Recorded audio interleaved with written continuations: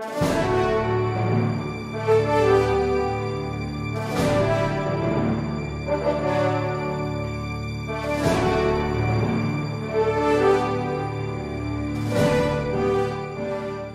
do not see anyone from the prosecution yet, Your Honor. And then the witness, please bring the witness in. Yes, Your Honor.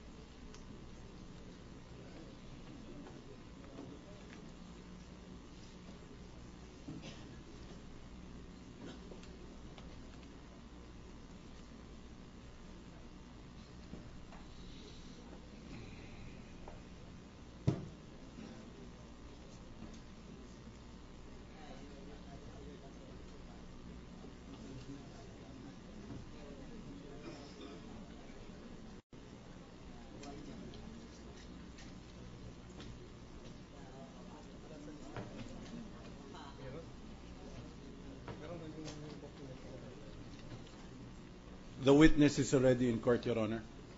Please let the witness take the witness stand to be sworn in and to testify. Madam Witness, please stand up, raise your right hand. Do you swear to tell the truth, the whole truth, and nothing but the truth in this impeachment proceeding? Yes, I do. So help you God.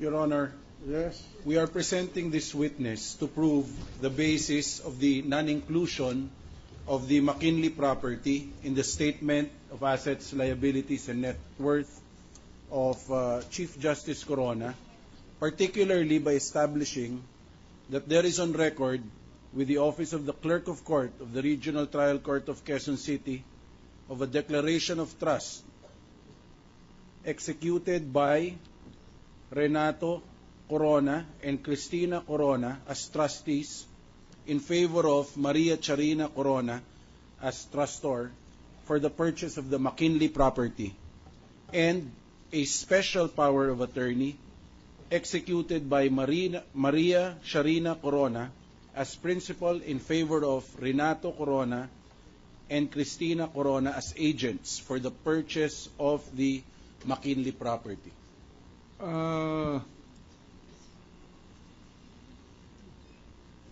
The property is under trust.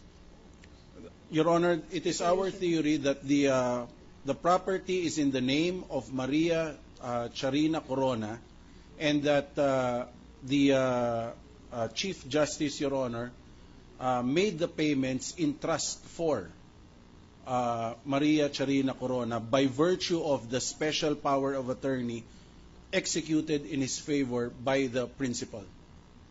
All right. Proceed. Proceed. Good afternoon, Good afternoon, Madam sir. Witness. For the record, can you please state your name and other personal circumstances? I'm Perlita V. Ele, 61 years old, married, resident of Quezon City. Madam Witness, what is your present occupation? I am the executive clerk of court and ex officio sheriff of Quezon City. And how long have you been holding this? How long have you been in this office? In the judiciary, I have been in the judiciary since 1977, but as clerk of court in 2003. 2000, 2003, Your Honor. 2003. As clerk of court of the Regional Trial Court of Quezon City, can you please state your duties and functions in relation to the custody of notarial documents? Yes, sir. I am the custodian of all the notarial documents of all the notary publics commissioned for Quezon City, for and in Quezon City. I understand that you are in court today by virtue of a subpoena issued by the Honorable Court. Did you bring the documents that were requested from you? Yes, sir.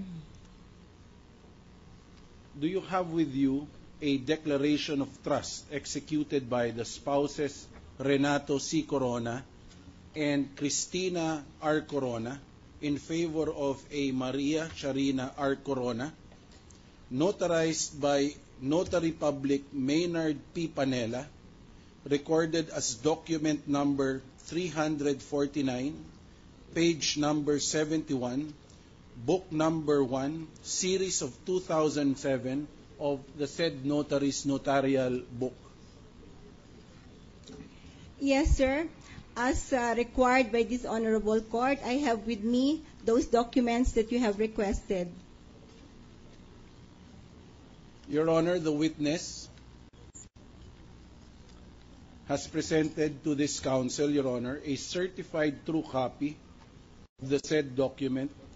What is that document? It is a declaration of trust, Your Honor, by Renato C. Corona and Cristina R. Corona as trustees and Maria Charina R. Corona as trustor, Your Honor. Yes, I have it with May me. we request, Your Honor, that the document presented by the witness, the certified true copy, be marked as our Exhibit 215. Madam Witness, Mark it accordingly.